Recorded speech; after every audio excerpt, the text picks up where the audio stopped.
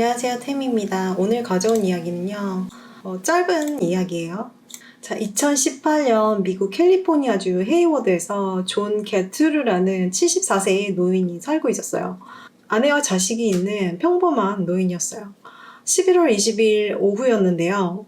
띵동 하고 초인종이 울려서 문을 열어봤는데 어떤 젊은 여성이 서 있는 거예요. 너무 죄송해요. 차를 돌리다가 차고 앞에 있는 자동차를 들이받았어요. 보험 처리해야 할까요? 저는 차를 확인하러 집 밖으로 나왔고 그 순간 갑자기 한 남성이 나타나 존의 팔을 잡으며 이렇게 말했어요. 존 게트루 씨, 당신을 체포합니다. 존은 이유도 모른 채 수갑이 채워져서 바로 경찰서로 현행이 됩니다. 그는 도대체 왜 체포된 걸까요?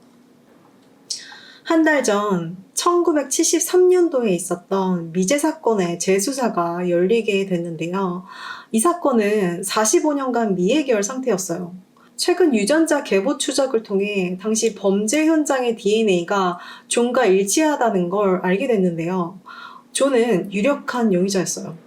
그렇다면 그는 그냥 평범한 노인이 아닌 오랜 시간을 완벽히 은폐하며 살아온 범인이라는 걸까요?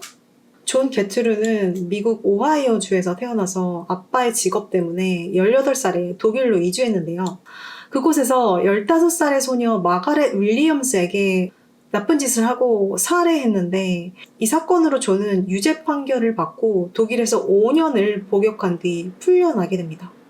이후 미국으로 돌아온 그는 완전히 새 사람인 척하며 살아갔지만 사실 그의 범죄는 멈춘 게 아니었어요. 1973년 미국 캘리포니아 스탠퍼드 대학 근처에서 21살의 대학생 레슬리 퍼버르가 실종됐는데 며칠 후 시신으로 발견됐어요. 사인은 목졸림이었고 이 사건은 오랫동안 미제로 남게 됐는데요. 존은 바로 이 사건으로 체포가 된 거였어요. 당시 레슬리 퍼러브의 손톱에서 발견되었던 DNA가 최근 존과 매치되었기 때문이었어요. 1973년 당시 존은 스탠포드 대학 경비원으로 일하고 있었거든요. 수사관들은 존에게 레슬리의 사진을 보여주면서 이 소녀를 아는지 물어봅니다. 존은 그녀를 모른다고 답하면서 이렇게 덧붙였는데요. 귀엽긴 하네. 18살 정도 되겠는데? 스탠포드 졸업생일 테고. 근데 모르는 여자야. 수사관들은 이때 그의 말이 좀 이상하다고 느낍니다. 아무도 레슬리의 나이나 신상을 존에게 말해준 적이 없었기 때문이었어요. 레슬리가 18살이고 스탠포드 졸업생인 걸 어떻게 알았을까요? 신문은 계속되었고 이번엔 수사관들이 존에게 직접적으로 레슬리를 죽였는지 물어봐요. 하지만 역시나 존은 아니라고 대답합니다. 그리고 이때 존은 아주 치명적인 실수를 하게 되는데요. 신문 내용을 들어보실게요. 그럼 당신의 DNA가 왜 피해자에게서 나왔을까요? 모르겠어. 특히 이 여자, 아니 이 두 여자는. 두 여자요? 그 언덕 위에 있는 한 명. 너가 말했잖아.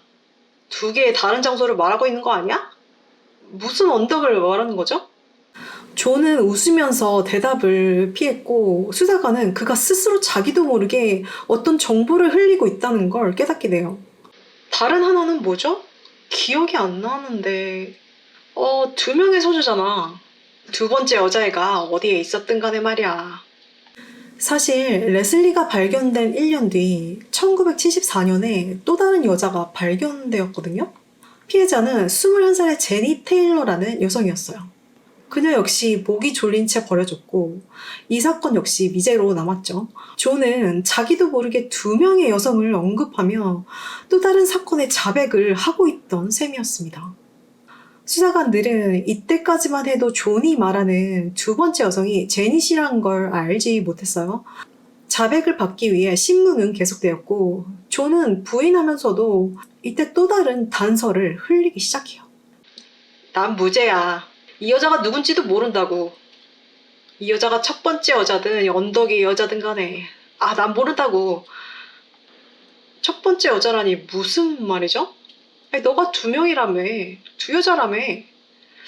그 두 명은 아마도 한두 시간 간격이나 하루 간격으로 죽었을 거고. 혹시 기사에서 읽으셨어요? 그런 세부 사항을 어떻게 아시는 거죠? 아니, 이 사진의 여자는 둘 중 누군지 모른다니까? 그래서 이 여자를 기억 못하는 건가요? 당신이 죽인 여자가 아니니까? 아니, 나는 안 죽였다니까. 존은 범인만이 알 법한 디테일들을 자기도 모르게 주저리주저리 털어놓았고 결국 변호사를 불러달라며 신문이 종료돼요. 존은 이때 74세였거든요. 본인이 두 명을 살해했다는 걸 본인은 알고 있었잖아요. 아마도 수사관들의 신문할 때 이미 두 명의 여성의 사건으로 취조받고 있는 거라고 착각했던 것 같고 결백을 주장하려다가 본인도 모르게 자기만 알고 있는 것들이 튀어나오게 된 것 같아요. 결국 존은 기소가 되고 두 번째 사건인 자넷의 옷에서 발견된 DNA 검사를 통해 범인인 게 확정됩니다. 2021년 존은 유죄 판결과 함께 두 건의 종신형을 선고받게 돼요.